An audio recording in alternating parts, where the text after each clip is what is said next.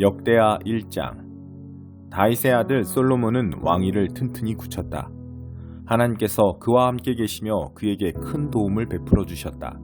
솔로몬은 온 이스라엘 곧 군지관과 재판관과 모든 지도자와 족장을 불러서 그들과 함께 기브온의 예배 처소로 갔다. 하나님의 종 모세가 광야에서 만든 하나님의 회막이 바로 그곳에 있었다. 그러나 하나님의 궤는 예루살렘에 있었다.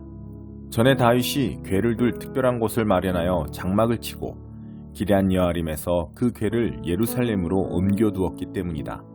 그러나 훌의 손자여 우리의 아들인 부살렐이 만든 청동제단은 기브온에 있는 하나님의 성막 앞에 있었다. 솔로몬과 회중은 그곳에 모여 기도했다. 솔로몬은 회막 앞 청동제단에서 하나님을 예배했다. 그는 그 제단 위에 번제물 1000마리를 바쳤다. 그날 밤 하나님께서 솔로몬에게 나타나 말씀하셨다. 나에게 무엇을 원하느냐? 구하여라. 솔로몬이 대답했다. 주께서는 제 아버지 다윗에게 더할 나위 없이 너그러우셨고 이제 그를 대신하여 저를 왕으로 삼으셨습니다. 하나님, 주께서 제 아버지에게 하신 말씀을 확증해 주십시오. 주께서 이 백성을 다스리는 엄청난 일을 제게 맡기셨으니 제가 이 백성 사이를 오갈 때에 저에게 지혜와 지식을 주십시오. 주님의 영화로운 백성을 어느 누가 자기의 힘으로 다스릴 수 있겠습니까? 하나님께서 솔로몬에게 대답하셨다. 그것이 내 마음의 소원이로구나. 너는 부나 재물이나 명예나 원수의 멸망을 구하지 않았고 오래 살기를 구하지도 않았다. 내가 너를 내 백성의 왕으로 삼았더니 너는 그들을 잘 통치할 수 있도록 지혜와 지식을 구했다. 그러므로 나는 내가 구한 대로 지혜와 지식을 내게 줄 것이다. 또한 나머지도 내게 덤으로 줄 것이다. 내 앞에 어떤 왕도 누린 적 없고 내 뒤에 어떤 왕도 누리지 못할 부와 재물과 명예를 줄 것이다. 그 후에 솔로몬은 기브온의 예배 처소와 회막을 떠나 예루살렘으로 갔다. 그는 이스라엘의 왕으로 다스리기 시작했다. 솔로몬은 전차와 말을 모았다. 그가 모은 전차가 1400대, 말이 12000마리였다. 그는 그 말들을 예루살렘뿐 아니라 전차가 주둔해 있는 특별 성읍들에도 두었다. 왕 덕분에 은과 금이 돌처럼 흔했고 백향목도 낮은 산지에 무화과 나무만큼이나 흔했다. 왕이 타는 말은 이집트와 실리시아에서 들여왔는데 특별히 왕의 중개인들이 매입했다. 이집트에서 들여온 전차는 은 6.8kg, 말은 은 1.7kg에 거래되었다. 솔로몬은 헷과 아람 왕실을 상대로 말 무역업을 벌여 호황을 누렸다. 요한일서 1장. 우리는 첫날부터 거기 있으면서 그 모든 것을 받아들였습니다. 우리는 그 모든 것을 두 귀로 듣고 두 눈으로 보고 두 손으로 확인했습니다.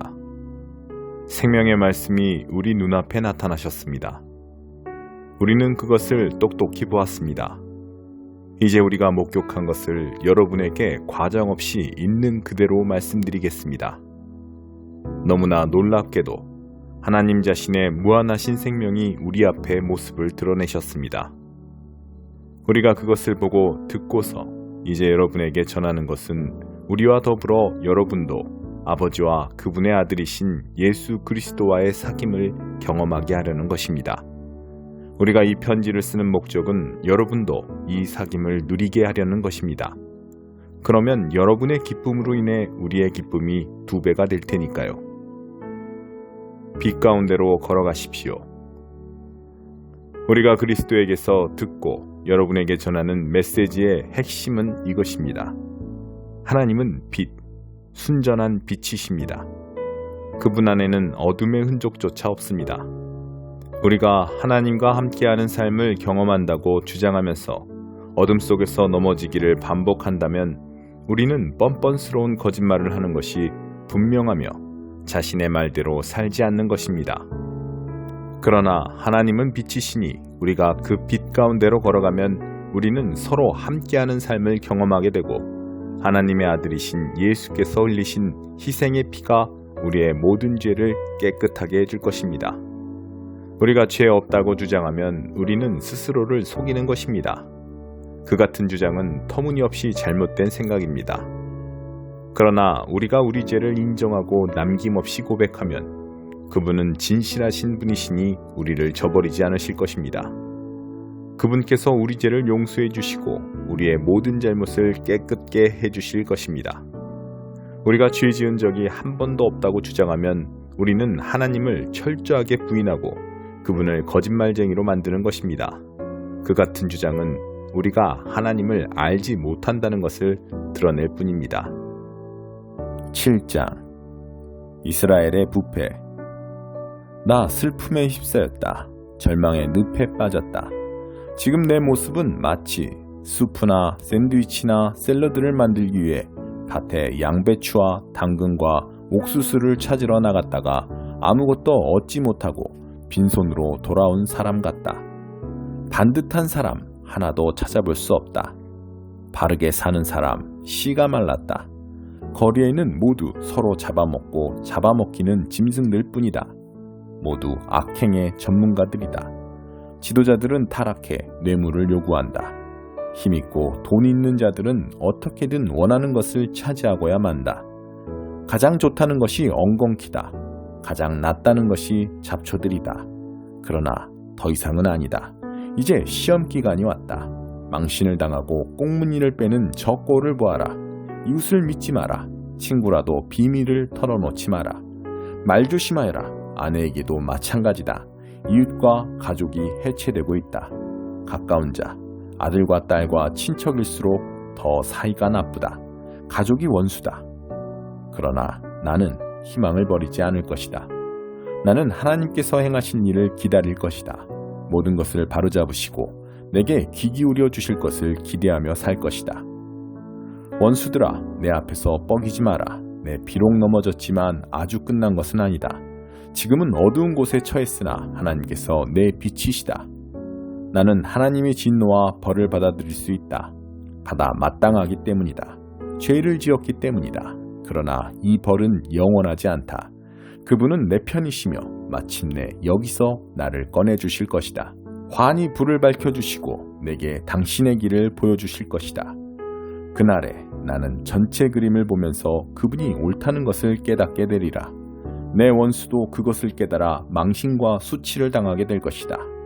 그래, 너의 하나님은 지금 어디 있느냐고 나를 놀려대던 원수가 시궁창에 처박혀 뒹구는 꼴을 내 두 눈으로 똑똑히 보게 될 것이다. 오, 그날이 온다. 내 성을 재건할 날이, 내가 기지개를 펴고 날개를 활짝 펼칠 날이 온다. 그날 흩어졌던 자들이 돌아오리라. 동쪽으로는 아시리아, 서쪽으로는 이집트로 바다 건너 산들 너머로 뿔뿔이 흩어졌던 자들, 떨어져 있던 고향 친구와 가족들이 모두 돌아온다. 그러나 다른 사람들의 운명은 역전되리라. 그들이 사는 곳은 폐허가 되리라. 그들이 살아온 방식, 그들이 저지른 일들 때문이다. 오 하나님, 주의 백성을 주의 지팡이로 목양하여 주십시오. 주께서 사랑하시는 귀한 양떼의 길을 인도하여 주십시오. 낙원 한가운데 있는 숲에서 오직 주의 백성으로 하여금 옛적 길르앗의 푸른 초원에서처럼, 바산의 무성한 초원에서처럼 풀을 뜯으며 살게 해주십시오. 저희가 이집트에서 나왔을 때처럼 기적과 이적을 다시 일으켜 주십시오. 저 사악한 민족들이 제 분수를 알게 해주십시오. 오만한 그들, 굴욕을 당하여 말을 잃고 정신도 잃게 해주십시오. 뱀과 땅벌레처럼 땅을 기고 바위 밑구덩에서 기어나왔다가 우리 하나님과 직면하게 해주십시오. 그리하여 거룩한 두려움과 떨림에 사로잡히게 해주십시오. 주와 비길 신이 어디 있습니까? 우리의 죄가를 말끔히 없애주시고 사랑하는 백성의 지난 죄들을 씻겨주시며 못 본 것으로 못 들은 것으로 해주십시오. 주께서는 노를 오래 품지 않으십니다. 자비가 주의 전공이며 주께서 가장 좋아하시는 일이기 때문입니다. 긍휼이 우리를 향해 진군해 오고 있습니다. 주께서 우리 허물을 짓밟으시고 우리 죄들을 대양 밑바닥에 가라앉혀 주실 것입니다. 우리 조상 야곱에게 하신 약속을 이루어 주시며 우리 큰 조상 아브라함에게 베푸셨던 긍휼을 우리에게도 변함없이 베풀어 주실 것입니다. 오래전 우리 조상에게 약속하셨던 모든 것을 다 이루어 주실 것입니다. 16장 부정직한 관리인 이야기. 예수께서 제자들에게 말씀하셨다. 어떤 부자에게 관리인이 있었다. 관리인이 직위를 남용해서 사사로운 지출이 크게 늘고 있다는 보고가 주인에게 들어갔다. 그래서 주인은 그를 불러들여 말했다. 너에 대해 들려오는 이야기가 어찌 된 것이냐? 너를 해고하겠다. 내가 네 장부를 철저히 감사해 볼 것이다. 그러자 관리인은 속으로 말했다. 관리인 일을 잃었으니 이제 어쩌지? 막노동을 하자니 힘이 없고 국어를 하자니 자존심이 상하고. 그렇지, 좋은 수가 있다. 이렇게 하자. 그러면 내가 거리에 나앉더라도 사람들이 나를 자기 집에 들여줄 것이다. 관리인은 곧장 행동으로 옮겼다. 그는 자기 주인에게 빚진 사람들을 한 사람씩 불렀다. 처음 온 사람에게 관리인이 말했다. 내 주인에게 진 빚이 얼마요? 그가 대답했다. 올리브 기름 100통입니다. 관리인이 말했다. 지금 당장 여기 앉아서 당신 서류에 50이라고 쓰시오. 다른 사람에게 말했다. 당신은 무슨 빚을 졌소? 그가 대답했다. 밀 100부대입니다. 그가 말했다. 당신 서류를 가져다가 80이라고 쓰시오. 자, 여기에 놀라운 소식이 있다. 주인은 이 부정직한 관리인을 칭찬했다. 왜 그랬겠느냐? 그가 제 앞가림을 할 줄 알았기 때문이다. 세상 물정에 밝은 사람들이 이 점에 있어서는 법을 잘 지키는 시민들보다 영리하다. 그들은 늘 빈틈이 없고 온갖 수단을 꾀하며 수완을 발휘해서 살아남는다. 나는 너희도 그런 식으로 옳은 것을 위해 영리해지기를 바란다. 모든 역경을 생존을 위한 창조적인 자극제로 삼고 가장 본질적인 것에 너희 관심을 집중하여라. 그러면 너희는 선한 행동에 만족하면서 그저 그렇게 사는 것이 아니라 참으로 살게 될 것이다. 하나님은 내면을 보신다. 예수께서 계속 말씀하셨다.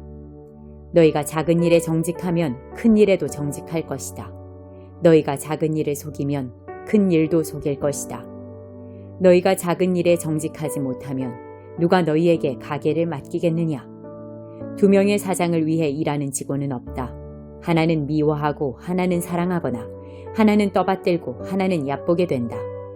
너희가 하나님과 은행 둘 다를 섬길 수는 없다. 돈을 밝히는 무리인 바리새인들이 이 말씀을 들었다.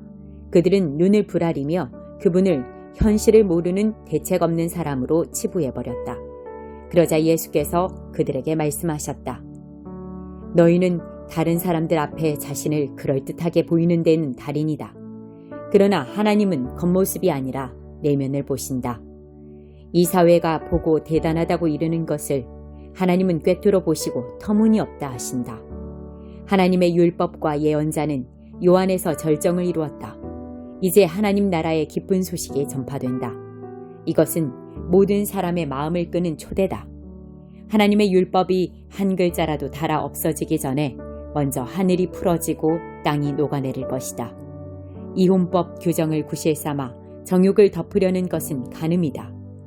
결혼법 규정을 구실 삼아 정욕을 덮으려는 것도 간음이다. 부자와 나사로. 어떤 부자가 있었는데 그는 최신 유행하는 값비싼 옷을 입고 과시적으로 돈을 쓰면서 하루하루를 허비했다. 나사로라는 가난한 사람이 그의 집 문 앞에 버려져 있었는데 온몸이 종기투성이었다. 부자의 식탁에서 떨어지는 부스러기로 끼니를 때우는 것이 그 인생의 소원이었다. 그에게 다가와서 그 몸에 난 종기를 핥는 개들이 그의 가장 가까운 친구였다. 그러다가 이 가난한 사람이 죽었고 천사들에게 이끌려 아브라함의 품에 안겼다. 부자도 죽어서 땅에 묻혔다. 지옥에서 고통받던 부자가 눈을 들어 멀리 있는 아브라함과 그 품에 안긴 나사로를 보았다. 그가 외쳤다. 아버지 아브라함이여, 불쌍히 여기시고 자비를 베풀어 주십시오. 나사로를 보내서 그 손가락에 물을 찍어 제 혀를 시원하게 해 주십시오. 제가 이 불 속에서 몹시 괴롭습니다. 그러자 아브라함이 말했다. 얘야, 너는 사는 동안에 좋은 것을 받았고 나사로는 나쁜 것을 받았다는 사실을 기억하여라. 여기는 그렇지 않다. 여기서는 그가 위로를 받고 너는 고통을 받는다. 게다가 너희와 우리 사이에 큰 수렁이 있어서 우리 쪽에서 너희에게 가고 싶어도 갈 수 없고 너희 쪽에서도 아무도 우리에게 건너올 수 없다. 부자가 말했다. 그러면 아버지, 부탁이 있습니다. 5 형제가 있는 내 아버지 집으로 나사로를 보내주십시오. 그가 그들에게 진실을 알리고 경고해서 그들만큼은 이 고통의 자리에 오지 않도록 해주십시오. 아브라함이 대답했다. 그들에게는 진실을 말해줄 모세와 예언자들이 있다. 그들한테 들으면 된다. 그가 말했다. 저도 압니다. 아버지 아브라함이요. 하지만 그들은 듣지 않습니다. 죽은 자들 가운데서 누군가 일어나 그들에게 간다면 그들도 자신들의 행실을 고칠 것입니다. 아브라함이 대답했다. 그들이 모세와 예언자들의 말을 듣지 않는다면 죽은 자들 가운데서 살아난 사람도 그들을 설득할 수 없을 것이다.